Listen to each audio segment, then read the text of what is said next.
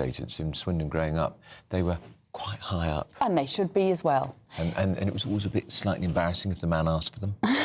Well, talking of embarrassing, there is a new strip club that is going to be opening in Soho. It will provide all sorts of performances, obviously strip teases in private rooms, and Cirque du Soleil, if you know what that is, it's sort of gymnastics, acrobatics from the ceiling. So should this sort of establishment be allowed in 2025? Is it appropriate? We're joined by the CEO of the Nighttime Industries, Michael Kill, and Catholic commentator Caroline Farrow. Caroline, let's start with you. From an ethical, moral, perhaps you might even say from a feminist point of view, should there be establishments like this on our high streets? Absolutely not. It's normalising the exploitation and sexualisation of women. You know, let's be really honest. It doesn't matter how many velvet ropes you put up, what swanky name you give it, expensive champagne. Basically, you're paying people to take off their clothes so that predominantly men can be sexually excited. Now, you might say to me, Caroline, if you don't like this club, don't go to it. But it's a bit like saying, OK, Caroline, if you don't like living in a society that sexually exploits women, don't live in one.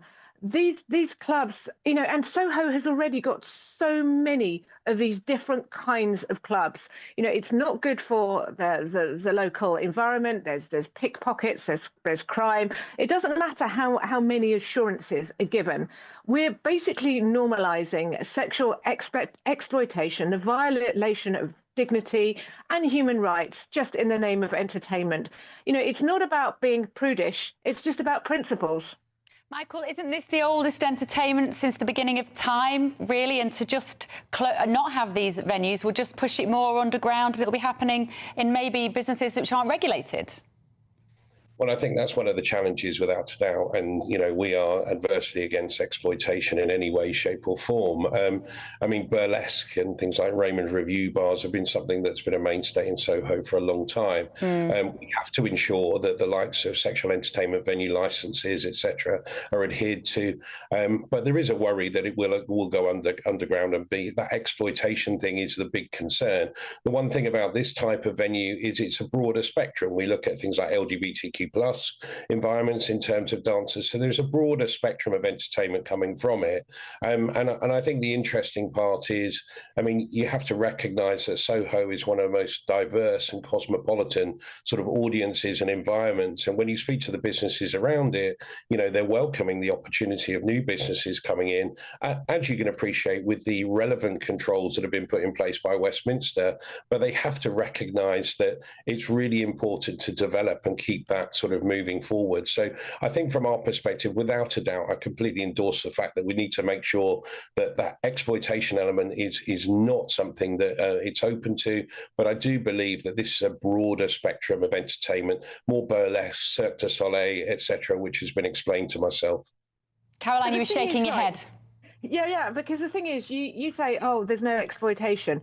But I was reading about this, and there are the people who are going to be employed to do the private dances and the striptease, they're self-employed, so they get no sick pay, they get no pension, they're responsible for their own taxes. If they have an off day, they can't work. So this is not actually employment protection. And you're not, you know, yes, there might be some different, you know, there might be some male performers. That's all LGBTQ means, that there may be some you know, different sorts of performances. But at the end of the day, no little boy or little girl growing up says, when I grow up, I want to take off my clothes for money so that other people can get sexually excited. And I don't actually care how much money this brings in. Just because something brings in money to the area doesn't make it, you know, there's all sorts of nasty businesses that make money. I mean, what next? Are we going to build a casino in a children's playground, you know, because, oh, it might bring a bit of money to the area? Soho, as you identify, has always been a very cosmopolitan, rich and vibrant community. Mozart used to live there. Francis Bacon used to live there. It was a thriving community of writers, thinkers, radicals. You know, 60 years ago, it was the beating heart of London's music scene. Londoners are looking for community. They're not looking, this does nothing to engender community. This is a bunch of rich people being able to go to a club to watch other people get their clothes off so that they can be ogled and get sexually excited by it. It's about human dignity. The fact that it brings in money, you know, the slave trade brings in money, all sorts of, you know, the arms trade brings in money. That doesn't make it right. Let's get Michael in. Of course, it is choice. These women and the men who work there, Michael, they don't have to. It's their choice. And putting it in a purely one way, it's creating work, and they don't have to do it, do they?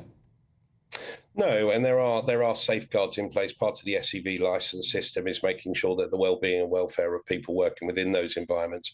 One thing I'd just like to bring up, and it's quite interesting, there is a growing audience or market for things like sex-positive events, kink events that are happening across London and across the UK. So, you know, please understand that the market is there for people to interact in adult sort of environments. So, you know, when you talk about these environments and, you know, the likes of burlesque, etc., there is a market out there that people desire, adults who want that engagement and that interaction, and that's, you know, across all sexualities. So I think the challenge that you have out there is, without a doubt, you know, what we want to do is safeguard people. There is a concern that if they weren't around, it would go underground. And just to address the point around things like antisocial behaviour, etc., if the nighttime economy wasn't there, there would still be crimes happening. You know, in some respects, having the security on the street and people out there actually safeguarding in protected environments with licensed spaces is about ensuring that we protect people, particularly the well-being of people. So, you know, let's start with one very short question. Michael, would you go to the club to see for yourself what it's like? I would, to go and see what it's like, without a doubt. I mean, I want to ensure that it's doing what its output is. Caroline, would you go and perhaps be prepared to be surprised by what you see? I think we know the answer. No, I'm not going to be surprised by the human body. You know, and you know, we know what goes on in these clubs. We do, and giving it, you're trying to give it a veneer. You're trying to give the sex industry a veneer of respectability, but we know this argument is used about every single nasty, seedy industry. Oh, we have to legalise it to protect people, and we know that that's not the case. Okay. I mean, come on. Thank you both. Fantastic debate there. Catholic commentator Caroline Farrow and Michael Kill from the Night Times industry. It's not really my cup of tea, to be honest. But I was looking, you know, the Trocadero, which is around the corner from this. Now, 18 months ago, that got planning permission for a huge section of that to become a mosque. That's going to go down well. So, but